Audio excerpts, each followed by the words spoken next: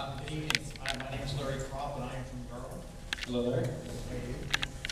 I think the lady from the last round, David Foltall, was correct because maybe I'm his employee and he's my employer.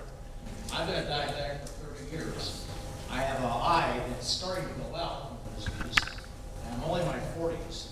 And I can see a time when I'm in my 60s in which the medication becomes so expensive for a death benefit, they just say, Larry Kropp's not good.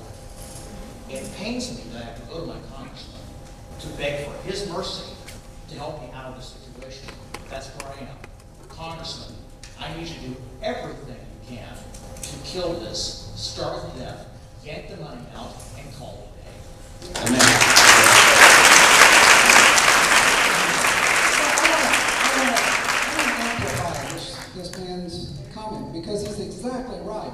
I don't know if any of you all saw a Wall Street Journal article a week ago about the guy who went to his doctor. Big editorial, I've got it.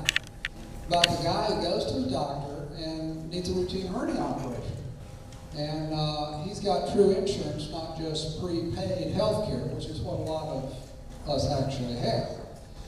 He had true insurance. And so they go and they check with the hospital, and the hospital says, well, you know, it costs this much, X, Y, Z. And then you've got to pay the difference. He says, well, okay, how much is the total deal? They said, well, the total deal is about $25,000.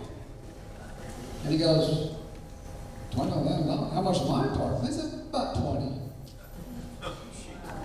And he goes, I haven't got 20. So he goes back to his doctor and says, we're not going to do this. Cancels the surgery.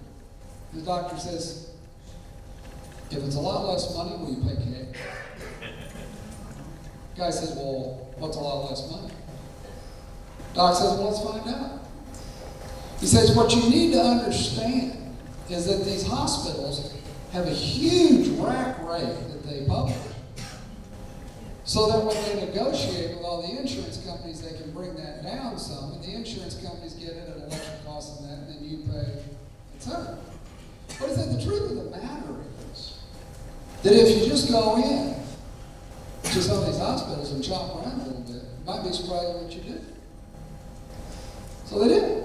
Doctor got involved with him, said, this is what I'm going to charge. The anesthesiologist said, this is what I'm going to charge. They went and talked to several hospitals, got the best deal, got his operation. You know what it cost him? Read the article. $3,500. If you want to understand exactly this point, it is third payer systems and now Obamacare that is making the cost of health care soar. Just like they make the cost of college soar. So, his point is exactly right. Great article in the Wall Street Journal. I've got it. We're going to be talking about it at my next Tea Party meeting. I'll get out of the way and let's continue. Ken. Thank you very much. My name is Patrick Brockney, and I'm a doctor in the area, so I speak from the other side of the fence.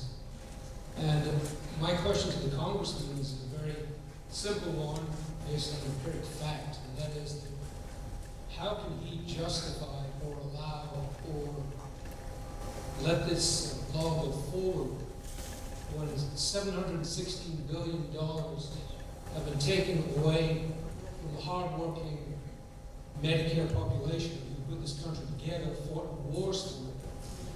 And in addition to that, the fact is that by the year 2020, the demand from our Medicare population will be increased 20%. So the math is simple. You take a situation of supply and demand. Very briefly, the demand for health care in our seniors goes up astronomically. The funding of our system for our seniors goes down dramatically. The only mathematical end result of that is rationing. So my first question to the Congressman is, how can he allow that? My second question is, it's not only the seniors though. I employ people in my practice. Since the time Obamacare came out as law, the cost for me to insure my staff and my own insurance has gone up 70%. Okay, So let me ask this then. How can the congressman allow that to happen? Because I'm just one person. There are several people in the community, and he needs to do the math. The last piece of math he needs to do is to figure out if he goes against the over 65s in allowing this law to go through, and the hardworking Americans also, he needs to do the math on his chances of being re-elected.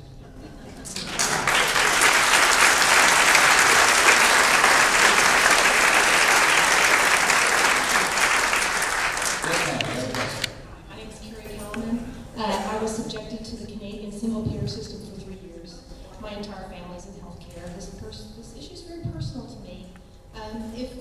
Benghazi involves 4 Americans.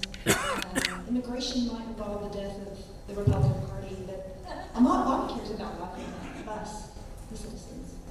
This is really important, and I would be amiss if I didn't share something with you that I learned personally in my own coverage.